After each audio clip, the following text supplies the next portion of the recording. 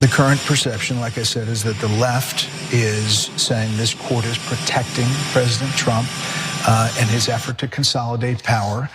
You can see that really from the recent headlines. There's a lot of them about that. The overwhelming evidence that the Supreme Court is on Donald Trump's team. New York Times, the Supreme Court is backing Trump's power grab. NBC, in rare interviews, federal judges criticize Supreme Court's handling of Trump cases. They say you're helping to certify this move towards authoritarianism. How do you respond to that? The court decides cases as they come. And one thing that I try to emphasize to students, and one thing I try to do in the book, is place the court in the context of history. We're not deciding cases just for today. And we're not deciding cases based on the president, as in the current occupant of the office. We're deciding cases about the presidency.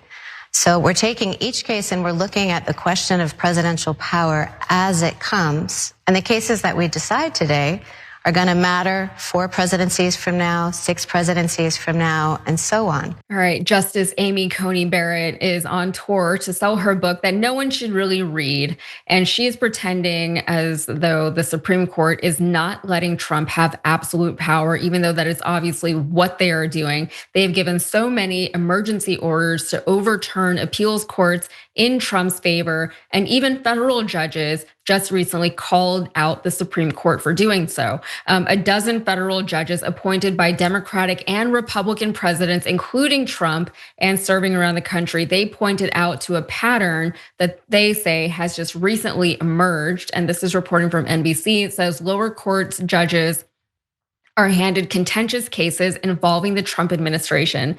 They painstakingly research the law to reach their rulings. When they go against Trump, administration officials and allies criticize the judges in harsh terms.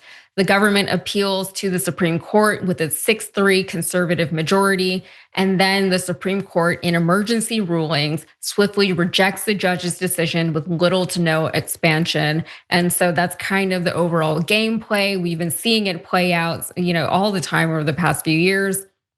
It is getting very old. And they just gave Trump 2 more wins. So CBS just reported that Chief Justice John Roberts clears way for Trump to fire the FTC commissioner for now. So that also was fun. So the Chief Justice granted interim relief to the Trump administration on Monday, while the Supreme Court is taking some time to consider the request to lift a court order requiring Rebecca Kelly Slaughter to be reinstated to her position at the commission. And by the way, Trump appointed Slaughter to the FTC back in 2018, and then Biden reappointed her to the role. And her term wasn't set to expire until 2029. So this is the big one, though. They have allowed the Trump administration to racially profile people during their ICE arrests. And this is really the big headline that's come out, especially today. Everybody's talking about it. So in a decision that rubber stamps racial profiling by ICE agents in Los Angeles and could accelerate deportations across America, the Supreme Court on Monday ruled that federal agents do not need a reasonable suspicion to target someone for immigration detention, leaving the door open for any rational immigration agents choose to use, including racial profiling. And Brett Kavanaugh, Justice Brett Kavanaugh, he wrote the 6-3 decision, and the 3 who dissented, they've been very vocal and public about their dissensions. But here's what Brett Kavanaugh had to say.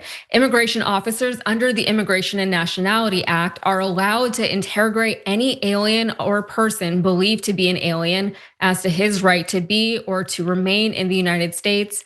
And that includes brief detention for questioning as well if there is reasonable suspicion that a crime has been committed. In this case, the crime would be an illegal alien in the United States. Whether an officer has reasonable suspicion depends on the totality of the circumstances. Here, those circumstances include that there is an extremely high number and percentage of illegal immigrants in the Los Angeles area, that those individuals tend to gather in certain locations to seek daily work, that those individuals often work in certain kinds of jobs, such as day laboring, landscaping, agriculture, and construction, that do not require paperwork and are therefore especially attractive to illegal immigrants. And that many of those illegally in the LA area come from Mexico or Central America and do not speak much English. To be clear, apparent ethnicity alone cannot furnish reasonable suspicion, even though we know that that is exactly what's going to happen.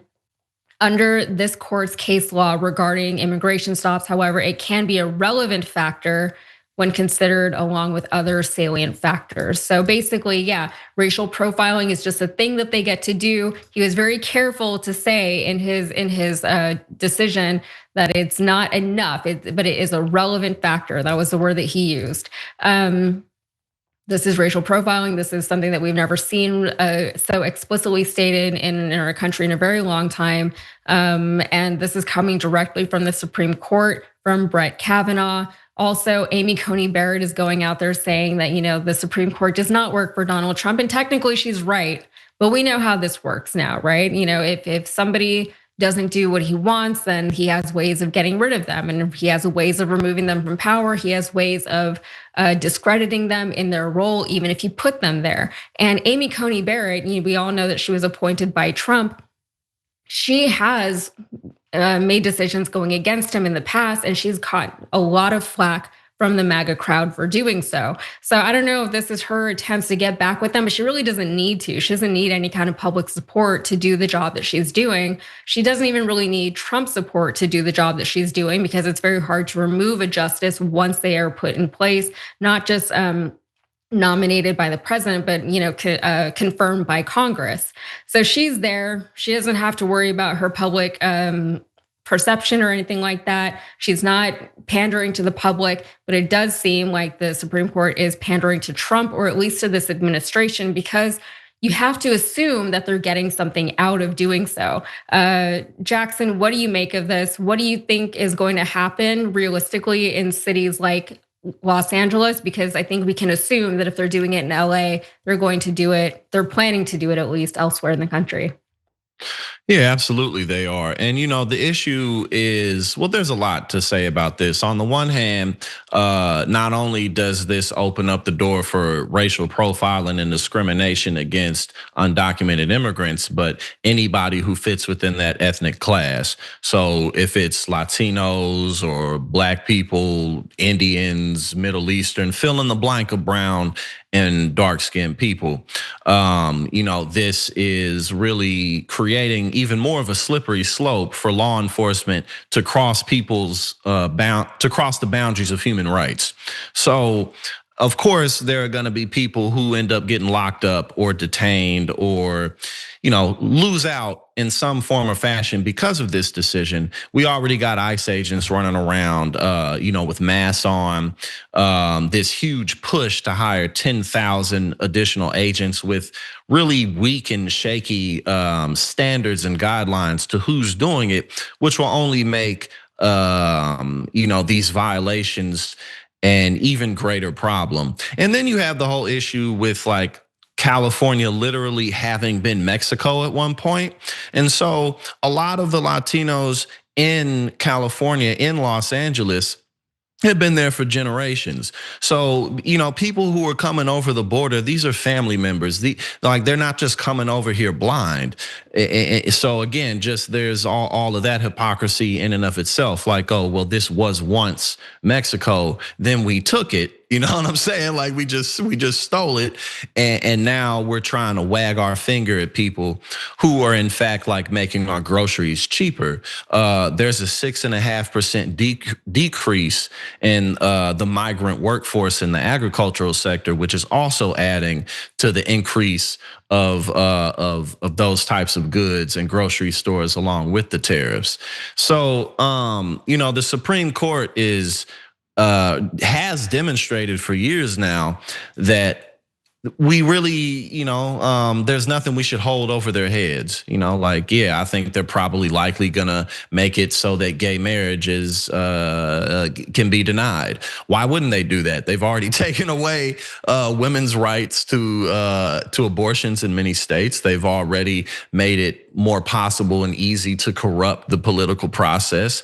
They've already rolled back all types of rights. So unfortunately, we can't get rid of these people until they feel like leaving or until they pass away, which is the really scary part about it all. Yeah, because the alternative is that we would have to do some kind of legislation to rethink the entire judicial branch of our government, which is only one of 3 branches of our government. And the likelihood that this Congress or administration is going to achieve anything of that magnitude, it's just not going to happen. So, not a whole lot to hang our hat on there.